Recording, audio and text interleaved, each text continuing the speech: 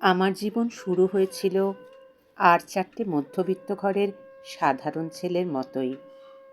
একদিন শ্রীরামপুরে সাইকেলে করে ঘুরতে ঘুরতে তারাতীর্থ আশ্রমে গিয়ে উপস্থিত হলাম। শহরের কোলাহল থেকে কিছুটা দূরে, শ্মশান সন্নিকটে, গঙ্গার তীর, সে বড় মন পাগল করা জায়গা, অপূর্ব আশ্রম, সুরম্য মন্দির, মনোলোভা মায়ের মূর্তি। বড় ভালো লাগলো, ধ্যানে বসতে ইচ্ছা হলো। ক্রমশই মন্দিরের সঙ্গে আমার একটা সম্পর্ক স্থাপিত হয়ে গেল। আশ্রমের অধ্যক্ষ শ্রদ্ধেয়া প্রজ্ঞানন্দ গিরি মহারাজের হাত ধরেই আমার আধ্যাত্মিক জীবনের সূচনা। তিনি কৃপা করে শেখালেন কিভাবে আসন করতে হয়, কিভাবে বসতে হয়।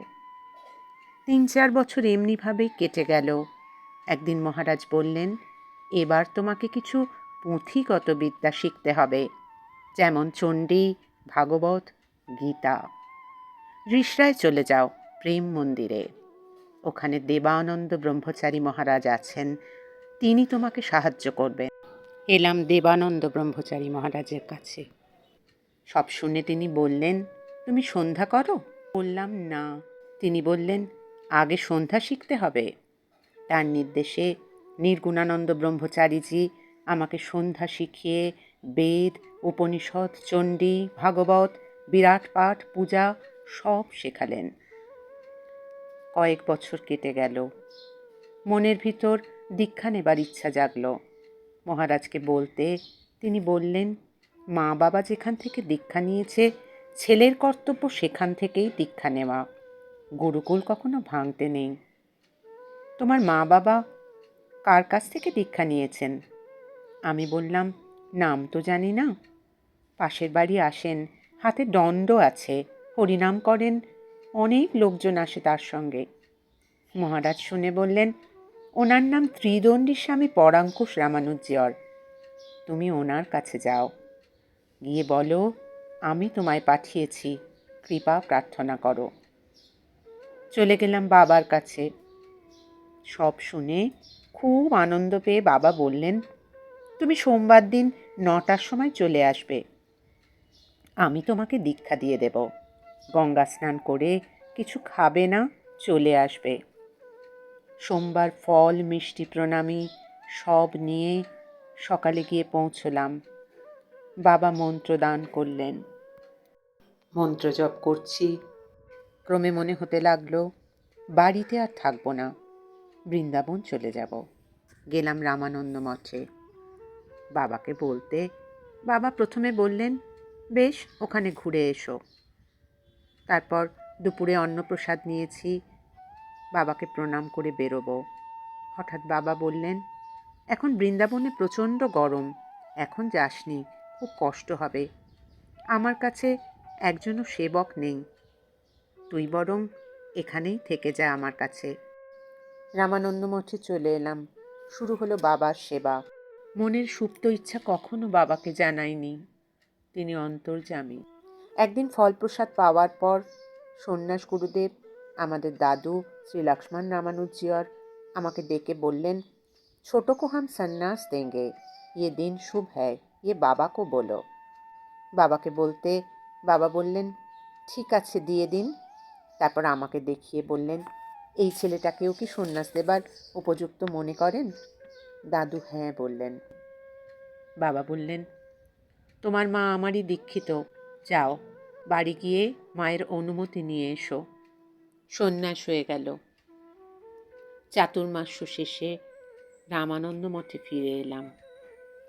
বাবার সেবা করতে করতে ফলপ্রসাদ নেবার কালে, অন্নভোগ নেবার সময় পাশে বসে বাবাকে হাওয়া করতাম। কত কথা বাবা বলতেন। বলেছিলেন, আজকে আমাকে কেন গুরুগিরি করতে হচ্ছে জানিস? আমি সাগ্রহে বললাম, কেন বাবা? শোন তবে। একদিন দীক্ষুই বাড়িতে, খুব কম বয়স, সন্ধ্যা বন্দনা সারার পর আমি চিলেকোঠার ছাদের ওপরে গেছি। ধ্যান খুব জমে গেছে, গভীর ধ্যান।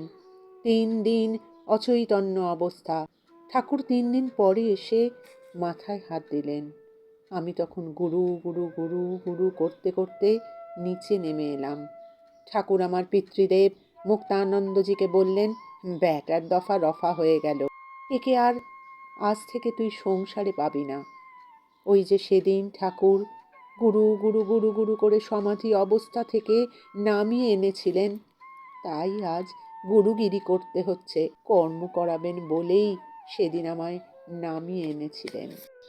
একবার ঠাকুরের সাথে বৃন্দাবন গেছি, আমার পূর্বজন্মের স্মৃতি ফিরে এসেছে। কড়ি বর্গা সব যেন চেনা লাগছে। মনে হচ্ছে এইখানে তো একটা কুলুঙ্গি ছিল, এখানে একটা তাওয়া ছিল। তখন ঠাকুর বলছেন, অনেক জন্ম সংপ্রাপ্ত কর্মবন্ধ বিদাহীনে, অনেক জন্মের সুকৃতিতে গুরু কৃপায় আজ তোমার পূর্বজন্মের স্মৃতি ফিরে এসেছে। তুমি বহুবার এসেছ, বহুবার ফিরেছ, কিন্তু তাকে তোমার পাওয়া হয়নি। তাকে পাওয়ার জন্য তুমি পুনরায় ফিরে এসেছ।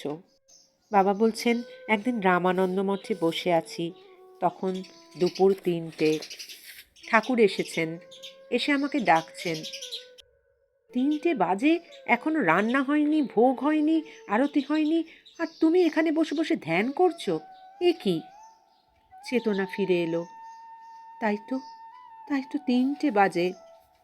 ঠাকুর বলছেন, বাইরে একজন সাধু বাবা বৃন্দাবন থেকে এসেছেন, তাকে প্রসাদ দিতে হবে, তাড়াতাড়ি করো।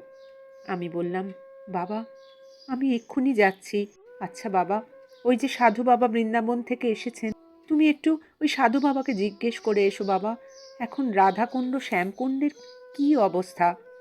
ঠাকুর বললেন, সীতারাম জিজ্ঞেস করেছিল, রাধাকুণ্ড শ্যামকুণ্ড এখন পানায় ভরে আছে, কেউ নামে না।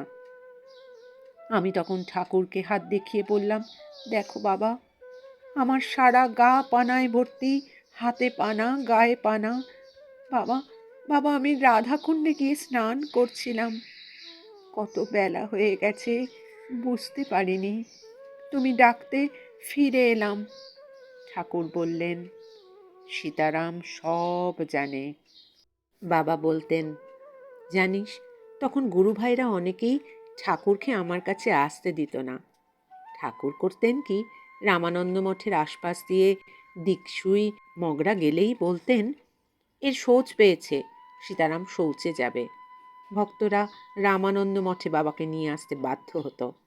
তখন ঠাকুর নেমে এসে আমাকে আদর করতেন, নানা উপদেশ দিতেন, আদেশ দিতেন। আরেকদিন বাবা বললেন, জানিস, একদিন ভোরবেলা আমি উঠেছি, ভোর 3টে 3:30 বাজে। আমি কান পেতে আছি, কোথায় যেন গান হচ্ছে। ঠাকুরের কাছে গেলাম। ঠাকুর বললেন, কোথাও গান হয়নি, নাদময়ী মা তোমাকে কৃপা করেছেন, তুমি নাদ শুনেছ, সেই আমার জীবনের প্রথম নাদ। একদিন রামানন্দ মঠে ঠাকুর আর আমি আছি। ঠাকুর বলছেন, শোন, এই রামানন্দ মঠ একদিন বড় মন্দির হবে, এই দিক দিয়ে সিঁড়ি উঠবে, এখান দিয়ে ভোগ উঠবে, ওই দিক দিয়ে সিঁড়ি নামবে, ভোগ নামবে।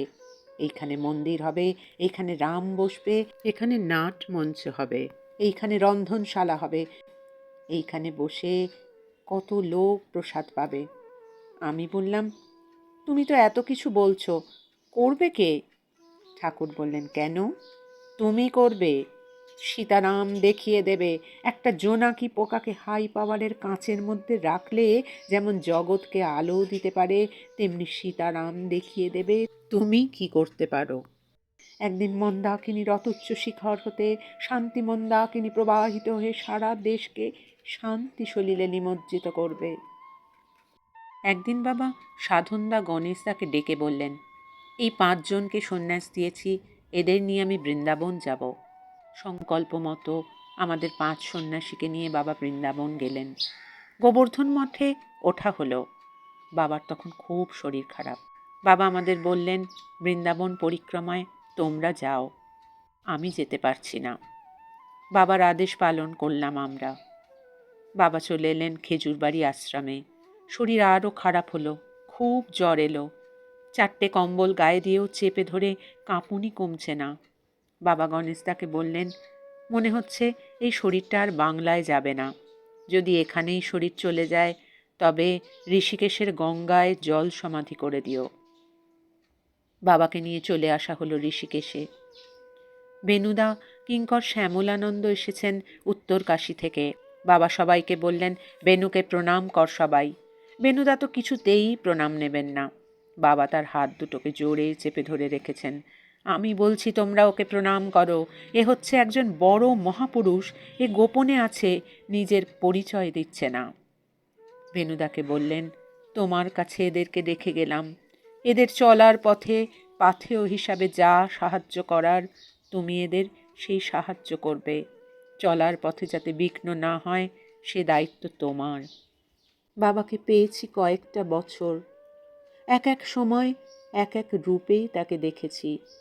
কখনো শিশুর মতো আনন্দময় সরল, কখনো ভীষণ গম্ভীর মূর্তি, কখনো বন্ধুর মতো হাস্য পরিহাসময়, কখনো দেখেছি তার ভক্তি পরিপূর্ণ হৃদয়। নিজ গুরুদেবের কথা বলতে গেলে, শুনতে পেলে তার সময়ের জ্ঞান থাকত না, তিনি আবেগে আপ্লুত হয়ে যেতেন। আবার শিষ্যদের দুঃখ দুর্দশা তার মতো মন দিয়ে শুনতে আর কাউকে দেখিনি। তিনি যে কি ছিলেন আর কি ছিলেন না সেটা ভেবেই খুব বিস্ময় লাগে। নিজেই সন্তানদের সব সমস্যার সমাধান করতেন আর সবাইকে নিয়ে থাকতে ভালোবাসতেন। চাইতেন সবাই সীতারামের ধারা ধরে রাখুক। এমন বাবা, এমন মা, এমন গুরু কজন পায় জানি না। এই অধমের কোনো সাধনা ছিল না, কোনো স্বীকৃতিও ছিল না, শুধু তার অহৈতুকী কৃপাতেই তাকে পাওয়া। তার শ্রী পাদপদ্মে আমার অনন্ত কোটি প্রণাম নিবেদন করি।